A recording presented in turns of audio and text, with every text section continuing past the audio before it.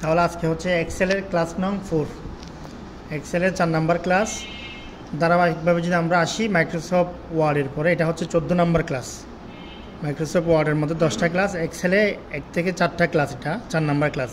আজকে ক্লাসে আমরা শিখব কীভাবে একটা ইলেকট্রিক বিল পরিপূর্ণভাবে বের করতে হয়। এখানে আছে ইলেকট্রিক বিলের শুধু অ্যামাউন্ট পর্যন্ত দেওয়া আছে, আমাদেরকে আরও কিছু জিনিস বাইর করতে হবে। এখানে আমাদের ফাইল থেকে এখানে অ্যামাউন্টের পরে মিটার কস্ট, ব্যাট, নেট বিল, এগুলো সব আমাদেরকে বের করতে হবে। তো আমরা 4 নাম্বার ক্লাসে এটার পাশাপাশি যে জিনিসগুলো আছে সেটা হচ্ছে পেজ লেআউটের কিছু কাজ, এরপর হচ্ছে আমাদের এই প্রজেক্টটা। তো আমরা পেজ লেআউটের যে থিওরিক্যাল কাজগুলো আছে ওগুলো একটু দেখে আসি। পেজ লেআউট আমরা জানি যে একটা পেজ সেট আপ। আমরা যখন কাজ করি, কাজ করার পর এটা প্রিন্ট করতে হবে আমাদেরকে, তখন আমাদেরকে একটা পেজ সেট আপ দিতে হবে, যে কোনো সাইজের একটা পেজ সেট আপ করতে হবে। পেজ লেআউটের মধ্যে যাবতীয় সব সেট আপগুলো আমরা পাবো। এখানে যে প্রত্যেকটা রো কলামগুলো আমাদের এখানে দেখা যাচ্ছে, এই যে এগুলাকে বলা হয় গ্রিড লাইন। এখানে গড়গড় দেখা যাচ্ছে, কিন্তু এগুলা প্রিন্ট করলে আসে না। এগুলা গড়গড় দেখা যাচ্ছে, প্রিন্ট করলে আসে, এগুলা প্রিন্ট করলে আসবে না। তো এগুলাকে যদি অন অফ করতে হয়, পেজ লেআউটের মধ্যে একটা অপশন আছে গ্রিড লাইন, এখানে আছে হেডিংস। গ্রিড লাইন হচ্ছে যে এই যে এগুলাকে বলা হয় গ্রিড লাইনস। এগুলো যদি আমরা এখান থেকে বিওটাকে টিকমার্ক তুলে দিই এখান থেকে, তাহলে আমাদের এখানে কোনো ধরনের লাইন বা সেল দেখা যাবে না। আমরা যেখানে ক্লিক করব কাজ হবে, কিন্তু কোনো সেল দেখা যাবে না। তো এরকম যদি কোনো সময় হয়ে থাকে, তখন আমরা এটা ঠিক করার জন্য এখান থেকে এটা টিক মার্কটা দিয়ে দিব, তাহলে হয়ে যাচ্ছে। তো এরপরে নিচে আরেকটা অপশন দেখা যাচ্ছে প্রিন্ট। নর্মালি আমরা কোনো একটা কাজ যখন করি, এখান থেকে আমি এই কাজটা ধরার পরে এখানে বর্ডার থাকে না, আমরা বর্ডারটাকে হোম পেজ থেকে এভাবে দিয়ে দিই, এখান থেকে অল বর্ডার করে দিই। এখন যদি বর্ডার বাদ দিতে হয়, নো বর্ডার বাদ দিয়ে দিলাম। এখন যদি প্রিন্ট করে এখানে কোনো বর্ডার আসবে, দেখি আমরা বর্ডার আসে কি না, কোনো ধরনের বর্ডার আসতেছে না। তো এখানে আমরা বর্ডার না দিয়ে যদি চাই প্রিন্টের মধ্যে বর্ডারগুলো আনবো, তখন আমাদের এখানে একটা অপশন আছে, সেটা হচ্ছে প্রিন্টে টিকমার্ক দেওয়া। আমাদের যে গ্রিড লাইন আছে, এই যে লাইনগুলা অটোমেটিক্যালি যতটুকু আমার লেখা আছে প্রিন্টে চলে আসবে। তো আমি এখানে টিকমার্ক দিলাম, দেওয়ার পর আমি চেক করতেছি এখান থেকে প্রিন্ট প্রিভিউ, অটোমেটিক্যালি বর্ডারগুলো চলে আসছে না, এখানে বর্ডারগুলো দেখা যাচ্ছে। তো এটা হচ্ছে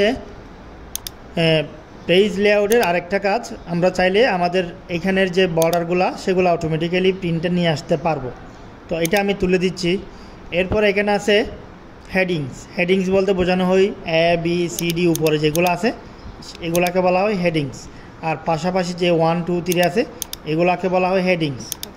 তো হেডিংসের কাজ হচ্ছে যে এগুলো যদি আমরা কোনো কারণে অফ করে রাখতে চাই, এখান থেকে অন অফ করে রাখতে পারি। এখন আছে, দেখা যাচ্ছে না। তো এটা যদি চলে যায় কোনো সময়, আমরা এখান থেকে অন করে নিব। এরপরে হচ্ছে প্রিন্ট। প্রিন্টের কাজ হচ্ছে যে আমরা যদি চাই এগুলাকে প্রিন্ট করব, হেডিংসগুলোকে প্রিন্ট করব, তখন এখানে নর্মালি যদি প্রিন্টে না আসেও তখন প্রিন্টে আসবে। এই যে 1 2 3 ABCD এগুলা প্রিন্টে আসতেছে। এখন যদি আমরা এখান থেকে টিক মার্কটা না দিই, তুলে নিই, তখন আসবে না। তো এই হচ্ছে এখানের ভিউ মেনুর কিছু গ্রিড লাইন এবং হেডিংসের কাজ। এরপর এখানে আছে স্কেল, আমাদের সবচেয়ে গুরুত্বপূর্ণ একটা জিনিস। আমরা অনেক বড় একটা কাজ তৈরি করার পরে এটা যখন প্রিন্ট করতে যাই, তখন একটা সমস্যা হয়, এটা এক পেজের মধ্যে আসে না। যেমন এই যে আমার এই যে পেজের মধ্যে এটা আসতেছে না, তাহলে এখানে এই যে প্রফিট অ্যান্ড লস টার্ম, এই দুইটা জিনিস আমার প্রিন্টের মধ্যে আসতেছে না। তো এটা যদি আমি প্রিন্টটা আনতে চাই, তাহলে এখান থেকে স্কেলিংটা আমাদেরকে একটু কমিয়ে দিতে হবে। তখন দেখবো যে আমাদের এখানে এগুলা প্রিন্ট এক পেজের মধ্যে ঢুকে গেছে। এই যে এক পেজের সীমানার মধ্যে, এটা হচ্ছে আমাদের পেজের সীমানা, এটা লাইনটা হচ্ছে আমাদের পেজের সীমানা। তো হ্যাঁ, পেজ ওরিয়েন্টেশন থেকে এটা তো লম্বালম্বি এবং আড়াআড়ি করা যায়। কোনো কারণে আমি লম্বালম্বি বা আড়াআড়ি করলাম, এরপরও যদি না আসে, তখন আমি কিভাবে এটা প্রিন্টে নিয়ে আসবো, পেজটাকে একটু চাপিয়ে দিতে হবে না? পেজটাকে চাপিয়ে তো আমরা এমনিতে দিতে পারবো না, তখন আমরা স্কেলিংয়ের মাধ্যমে এটাকে চাপিয়ে নিব।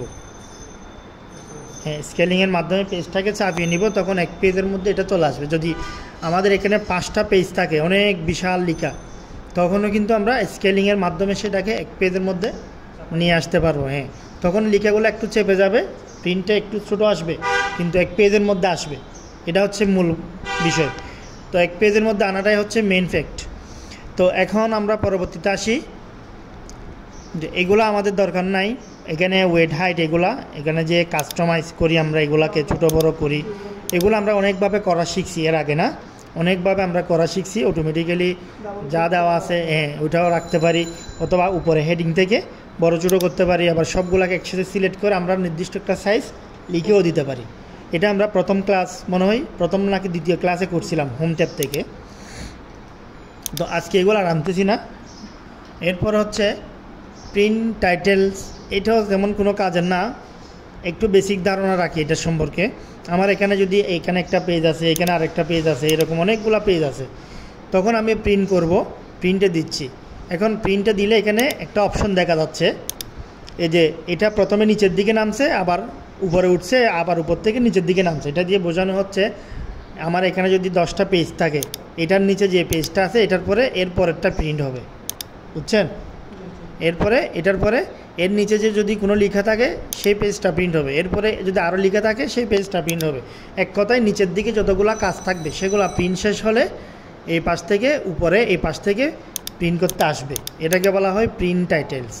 যে আমরা যদি চাই এটাকে আগে এটা হবে, এরপরে এটা হবে, এদিক থেকে শেষ করে আসবে, তখন আমরা এটাকে চেঞ্জ করতে পারবো, এখান থেকে চেঞ্জ করতে পারবো। বোঝা গেছে? এখান থেকে আমরা চেঞ্জ করে দিতে পারবো। তো এরপরে আসি ব্যাকগ্রাউন্ডে আমাদের কোনো কিছু দিতে চাইলে, কোনো একটা ছবি বা কালার, এটা লাগে না আমাদের এক্সেলের ক্ষেত্রে। যে ব্যাকগ্রাউন্ড সেট আপ, ব্যাকগ্রাউন্ডের মধ্যে কোনো ডিজাইন দেওয়া, এগুলো কোনো কাজ আসে না, এগুলো বাদ দিচ্ছি। এরপর হচ্ছে ব্রেক, এগুলো দরকার নাই। প্রিন্ট এরিয়া গুরুত্বপূর্ণ একটা জিনিস। আমরা এখান থেকে নির্দিষ্ট কোনো একটা এরিয়াকে প্রিন্ট করব। সাপোজ আমি শুধুমাত্র সেলসের যে পার্ট আছে এটাকে প্রিন্ট করব, এটুকুকে প্রিন্ট করব। তখন এই এরিয়াটাকে সিলেক্ট করলাম, করে আমরা এখান থেকে কি করলাম, সেট প্রিন্ট এরিয়া ক্লিক করে দিলাম। এখন যদি আমরা এটাকে প্রিন্ট করি, সম্পূর্ণ পেজটা প্রিন্টটা আসবে না, শুধুমাত্র যেটুকু আমি সিলেক্ট করে দিছি ওইটুকুই আসবে প্রিন্টে। তো তাইলে এই যে জিনিসটা গুরুত্বপূর্ণ, এটা করা শেষ হলে আমাদেরকে অবশ্যই এখান থেকে যেটা সেট করছিলাম ওটাকে ক্লিয়ার করতে হবে, যে ক্লিয়ার প্রিন্ট এরিয়া, এটা মনে রাখতে হবে, ক্লিয়ার প্রিন্ট এরিয়া। তো এখন আসি আমরা সাইজ মানে বোঝানো হচ্ছে পেপারের সাইজ, যে প্রিন্টারের পেপারগুলো আমরা ব্যবহার করি সেগুলোর সাইজ। এখন আমাদের অফিসিয়াল কাজে ম্যাক্সিমাম কাজ হয়ে থাকে A4 সাইজে, না? আমরা যদি A4 সাইজে কাজ করি তাহলে এখান থেকে প্রথমত এই যে এখানে লেটার সাইজ দেওয়া থাকে, আমরা এটাকে A4 সাইজ করে নিব। আমরা যখনই কোনো একটা কাজ করব সেটার নির্দিষ্ট একটা সাইজ পেপার আমাদের নিতে হবে, তাহলে আমরা এখান থেকে A4 সাইজ পেপার সাইজটা নিব, যেহেতু আমাদের ম্যাক্সিমাম কাজে A4 সাইজের মধ্যে হয়ে থাকে। যদি আমাদের লম্বা কাগজগুলোতে করতে হয়, অফিসিয়াল কতগুলো কাগজ আছে না লম্বা, যেগুলোকে বলি লিগ্যাল সাইজ, লিগ্যাল সাইজ। তো ওই যে স্টাম্পের কাগজগুলো আর কি, স্টাম্পের যে কাগজগুলো, সেগুলোর ক্ষেত্রে আমাদেরকে এখানে সাইজ ঠিক করে দিতে হবে। এই যে এখানে আমরা পাবো এই যে লিগ্যাল সাইজ। তো এগুলোর সাইজগুলো এখানে লেখা আছে, আমরা এখানে সাইজটা লেখা দেখলে বুঝতে পারবো এখানে কত আছে, 8.5 × 14, না? আর নর্মালি A4 সাইজের সাইজটা হচ্ছে 8.27 11.69, এটা হচ্ছে A4 সাইজ। তাহলে আমরা A4 সাইজটা নিচ্ছি। এরপর আমাদের এখানে ওরিয়েন্টেশন, যেমন এখানে আমি স্কেলিংটা স্বাভাবিক করে দিলাম, 100% করে দিলাম, লিখে দিই 100% লিখে দিই, 100% লিখে দিলাম। তাহলে আমার এখানে কয়টা বাদ যাচ্ছে, প্রায় 3-4টা কলাম আমার একটা প্রিন্টের মধ্য থেকে এক পেজ থেকে বাদ যাচ্ছে। এটা যদি আমি প্রিন্ট আনতে চাই, পেপারটাকে যদি আমরা ওরিয়েন্টেশন চেঞ্জ করে দিই, এখান থেকে যে ল্যান্ডস্কেপ করে দিলাম, তাহলে দেখা যাচ্ছে আমার এক পেজের মধ্যে চলে আসছে। আমি একটু জুম আউট করি, এই যে এক পেজের মধ্যে চলে আসছে না? যখন এটা লম্বি ছিল তখন কিন্তু এক পেজ আসতেছে না, এই যে কাটা যাচ্ছে। তাহলে আমরা দুইভাবে, একটা হচ্ছে স্কেলিংয়ের মাধ্যমে করলে একটা সমস্যা কি, লেখাগুলো ছোটো হয়ে যাবে। আর যদি এটার মাধ্যমে লম্বি আড়াআড়ি করে ফেলি আমরা, তাহলে লেখার সাইজ কোনো পরিবর্তন হবে না, যেভাবে আছে ওইভাবেই আসবে। তো যখন যেভাবে প্রয়োজন হবে আমরা ওইটা করে নিব। যখন আমাদেরকে কন্ডিশন দিবে যে এটা লম্বি করতে হবে, তখন তো আর আমরা আড়াআড়ি করে প্রিন্ট দিতে পারবো না, তখন লম্বি করে আমাদেরকে স্কেলিং করতে হবে। কন্ডিশন যেরকম থাকে ওরকম আমাদেরকে করতে হবে। তো এরপরে ফাইনালি হচ্ছে মার্জিন সেটআপ। মার্জিন সেটআপ বলতে আমরা বুঝি এখানে যে পেজের সীমানাটা দেখা যাচ্ছে, এটা হচ্ছে আমাদের একটা পেজ, এটার পাশে কত ইঞ্চি জায়গা খালি থাকবে, আমরা লেখার পরেও কত ইঞ্চি জায়গা খালি থাকবে সেটা। তো এখানে অটোমেটিক্যালি যেটা দেওয়া থাকে, এই যে অটোমেটিক দেওয়া আছে, টপে কত আছে, বাটামে কত আছে না? এটাকে যদি আমরা কমাইতে চাই, এখান থেকে কাস্টম মার্জিনে যেতে হবে। কাস্টম মার্জিন যাওয়ার পরে এখানে চারপাশে কতটুকু করে কমাবো আমরা এখান থেকে উল্লেখ করে দিব। এই যে 0.2 0.2 এভাবে কমিয়ে দিতে পারি আমরা। কমিয়ে দিলে আমাদের এখানে এখন কত আছে, এক ঘর ফাঁকা আছে না? আমি মার্জিন আরও কমাই দিলাম। এরপরে যদি ওকে দিই, দেখবো যে আমার প্রায় 3 ঘর ফাঁকা হয়ে গেছে না, মানে আমার লিখার স্পেসটা বেড়ে গেছে। ওই যে মাইক্রোসফট ওয়ার্ডে যেরকম মার্জিন সেট আপ করছিলাম, সেম নিয়মে আমরা এখানে মার্জিনটাও কম বেশি করতে পারবো। তো এখন আমরা আমাদের এই যে মেনুর কাজগুলো শেষ, আমাদের মূল কাজে যাই। আমাদের মূল কাজ হচ্ছে আজকে ইলেকট্রিক বিল তৈরি করা। ইলেকট্রিক বিলের মধ্যে আমরা প্রাথমিকভাবে ইউনিটের দামটা বাইর করব। এখানে একটা ইলেকট্রিক বিল লেখা আছে, উপরে 2 নম্বর লাইনে হেডিং লেখা আছে metre number, name, unit, amount. তো এরপরে গ্রাহকের মিটার নাম্বার, গ্রাহকের নাম, কে কত ইউনিট ব্যবহার করছে সে পরিমাণটা এখানে লেখা আছে। আমাকে বের করতে হবে অ্যামাউন্টটা। এখন অ্যামাউন্টটা তো একই নিয়ম না, সবার অ্যামাউন্ট সবার। আমরা ইলেকট্রিক বিল যদি খেয়াল করি, বাড়িঘরের যে ইলেকট্রিকগুলো হয় নর্মালি আবাসিক বিলগুলাতে পিছনে লেখা থাকে যে কত ইউনিট পর্যন্ত প্রতি ইউনিটের দাম কত টাকা করে হয়। যেমন 100 ইউনিটের নিচে যাদের বিল আসে তাদের প্রতি ইউনিটের একটা দাম থাকে 60 টাকা করে, 100-র উপরে গেলে একটা দাম থাকে, 200-র উপরে গেলে একটা দাম থাকে। তো সে অনুযায়ী আমাদের এখানে একটা কন্ডিশন লেখা আছে না, কন্ডিশনটা যেভাবে হবে সেভাবে আমাদেরকে এখানে সূত্রটা বানাইতে হবে। সূত্রটা এই কন্ডিশনের উপর, এটার উপরে বানাইতে হবে। তো আমরা যদি ফাইল থেকে খেয়াল করি, আমাদের ফাইলের মধ্যে সুন্দরভাবে জিনিসটা লেখা আছে। এখানে প্রথমে বলছে যদি ইউনিটের পরিমাণ 100-এর নিচে হয় তখন প্রতি ইউনিটের দাম দিতে হবে 60 টাকা। যদি ইউনিটের পরিমাণ 200-এর নিচে হয়, মানে 100-র উপরে 200-র নিচে, তখন ইউনিটের দাম দিতে হবে 9 টাকা করে। এরপরে প্রতি ইউনিটের দাম যদি ইউনিটের পরিমাণ যদি 200-র উপরে এবং 300-র নিচে হয় তখন 12 টাকা। যদি ইউনিট 300-র উপরে যায় তখন আমাদেরকে বিল দিতে হবে প্রতি ইউনিটের দাম 15 টাকা। তাহলে ইউনিট যত বাড়বে বিলের দাম তত বেশি। এটা আমাদের ইলেকট্রিক বিলের ক্ষেত্রে হয়ে থাকে। তো ওই জিনিসটা আমরা সূত্র আকারে এখানে বুঝিয়ে দিব। প্রথমে ইকুয়াল দিতে হয়, আমরা জানি। এরপরে ইফ সূত্র ব্যবহার করব। ইফ শব্দের অর্থ হচ্ছে যদি। এখানে আমি লিখে দিলাম ইফ লিখলে আমাদেরকে একটা ব্র্যাকেট দিতে হয়, শিফট ধরে ব্র্যাকেট দিলাম। যদি এই যে ইউনিটের ঘরের নাম যেখানে আমরা কাজ করতেছি, এটা কত নাম্বার ঘরে? 3 নাম্বার রো না? তাহলে এটা হচ্ছে যে C3, মানে ইউনিট যেখানে বসানো আছে সেইটার নাম হচ্ছে 120, যেখানে বসানো আছে সেটার নাম হচ্ছে কি C3। আমরা 120 লিখলে হবে না, C3।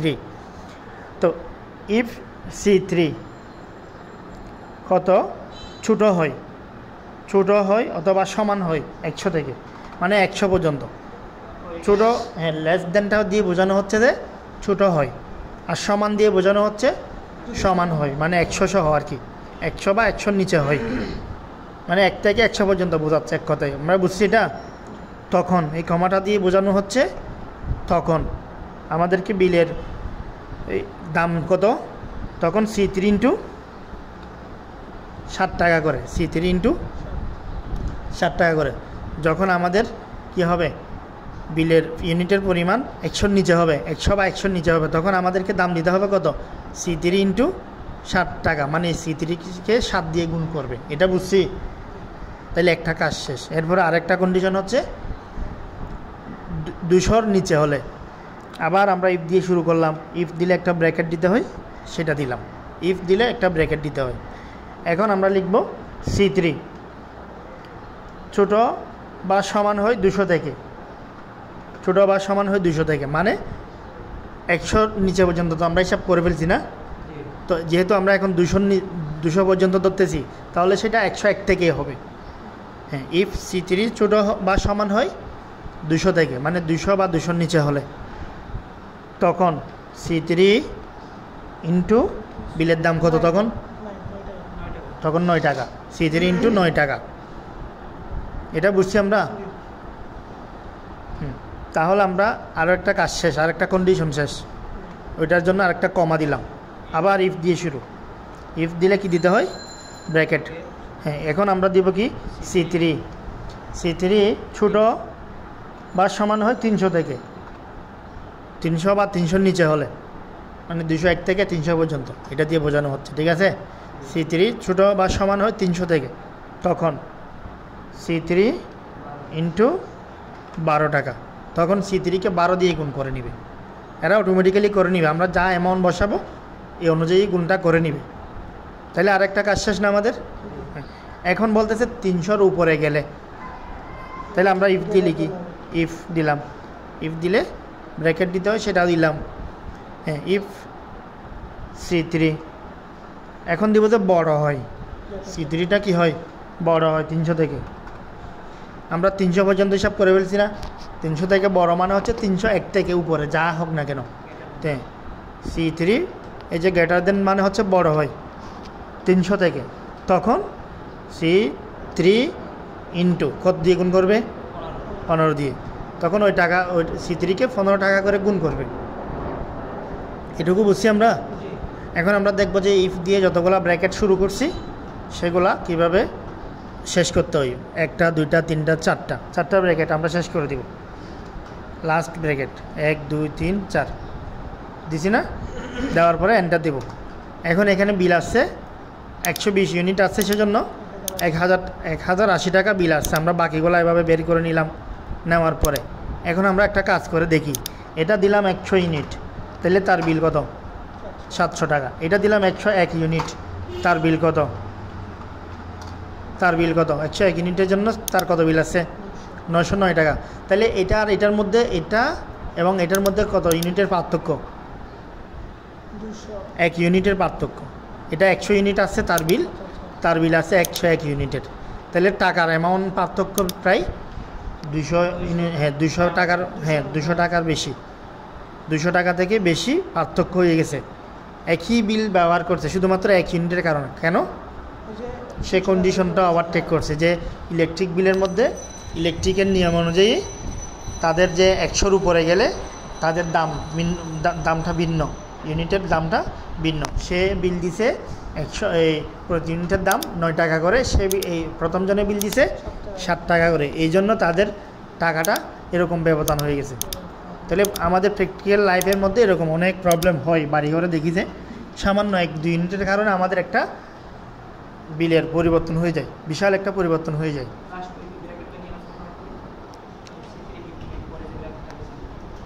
এখানে যতগুলো ব্র্যাকেট ইফ দিয়ে শুরু করছি, ব্র্যাকেটগুলো ক্লোজ করতে হবে না? আমি এদিক থেকে একটা ব্র্যাকেট দিলাম, তো এদিক থেকে ব্র্যাকেট দিতে হবে না? আমি এদিক থেকে একটা ব্র্যাকেট শুরু করলাম, লাস্টের থেকে ব্র্যাকেটটা শেষ করতে হবে না? এখানে না বোঝার কি আছে? আমাকে বলেন, এখানে যে 1টা দিছি, 2টা দিছি, 3টা দিছি, 4টা দিছি, তো 1টা 2টা 3টা 4টা ব্র্যাকেট আমি শেষ করে দিছি।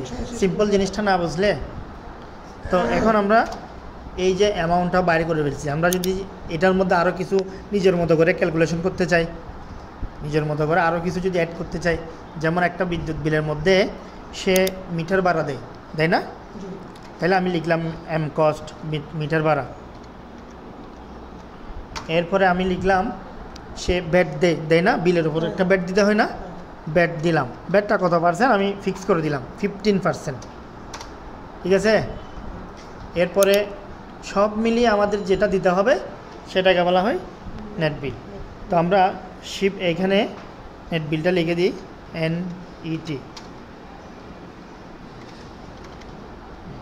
এখন যদি এগুলো বাইর করতে দিই, আমি এই যে বাড়তি 3টা জিনিস আমি অ্যাড করলাম, এগুলাকে আমি বর্ডার করে দিই সুন্দর করে।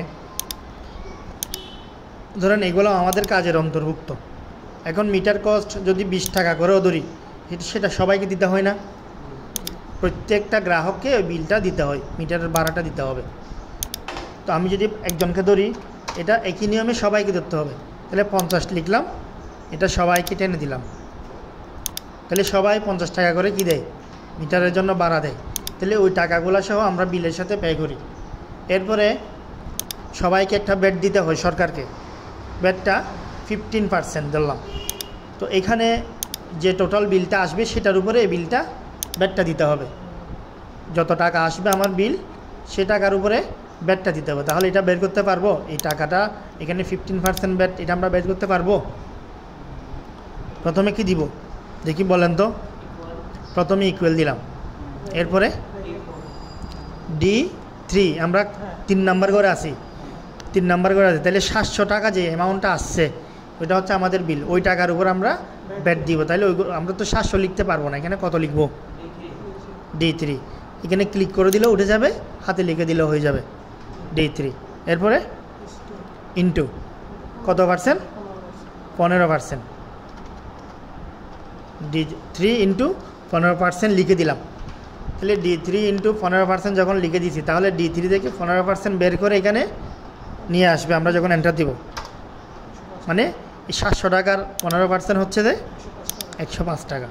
তাহলে এইভাবে সবাইকে 15% দিতে হবে না? তাইলে আমরা কি করবো এখন? এই টাকাটা এই সূত্রটা সবাইকে টেনে দিলাম। তাহলে সবার যে 15% করে ব্যাটটা এখানে চলে আসতেছে। তাহলে এই হচ্ছে ব্যাটের টাকা। এখন প্রশ্ন হচ্ছে এই টাকাটা কি আমরা পাবো নাকি দিব? দেওয়া লাগবে। এটা 50 টাকা দেওয়া লাগবে, এটা তাহলে তিনটাই তো আমাদের দেওয়া লাগবে। তাহলে সব মিলিয়ে আমাদেরকে যে টাকাটা দিতে হবে ওইটা হচ্ছে নেট বিল। এখন এটা আমরা কীভাবে বাইর করব? ইকুয়াল, তারপর D3 হ্যাঁ প্লাস E3। এখানে মাইনাসের কি আছে? আমাদের সবগুলোই তো দিব। হ্যাঁ প্লাস F3। তাহলে এইটাও দিব, এটা দিব, এটা, এই তিনটা যোগ করে যা হয় সেই টাকাটা আমরা দিব যে আমাদের মোট বিল। তাহলে আমাদের বিল প্রথমে আসছে যা, পরবর্তীতে দেখা যাচ্ছে কি আমরা ব্যাট টেট সহ হিসাব করার পরে এই বিলটা আমাদেরকে দিতে হচ্ছে। করা যাবে, অটো সাম ইউজ করা যাবে। আমি বোঝার জন্য এটা একটা একটা করে করলাম। আমি যদি এখানে এগুলাকে কেটে দিলাম, এই তিনটাকে সিলেক্ট করলাম, এই গড়টাকে সহ এখানে ক্লিক করে আমরা অটো সামে ক্লিক করলাম, তাহলে কত বের হয়ে গেছে না?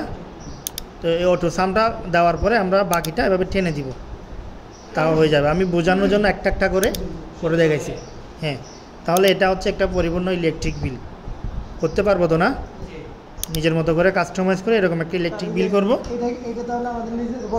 হ্যাঁ নিজেকে বসিয়ে দিতে হবে মিটার কস্টটা। হ্যাঁ তাইলে আমাদের এটা হচ্ছে কত নাম্বার? 4 number class. 4 নাম্বার না এক্সেলের? তাহলে আমরা আগামী ক্লাসে আমরা শিখব 5 নাম্বার ক্লাস আমরা শিখব ইলেকট্রিক বিলের পর আসতেছে মার্কশিট তৈরি করা। স্কুলের জন্য কলেজের জন্য যে মার্কশিট তৈরি করতে হয় সেটা। তাইলে আজকের ক্লাস আমরা শিখলাম পেজ লেআউটের যতগুলো ব্যবহার আছে সবগুলা, এরপর পাশাপাশি শিখলাম ইলেকট্রিক বিল। আগামী ক্লাসে আমরা শিখব এই যে মার্কশিট সহকারে এখানে আরও কিছু এক্সট্রা কাজ আছে। এই যে how to setting row height বাড়ানো কমানোর কাজগুলো আছে। এরপরে হচ্ছে autofit row column rename sheet height, এগুলো কিছু কিছু করছি, কিছু কিছু আবার আসতেছে সামনের ক্লাসে। ঠিক আছে, আজকের ক্লাস এই পর্যন্ত।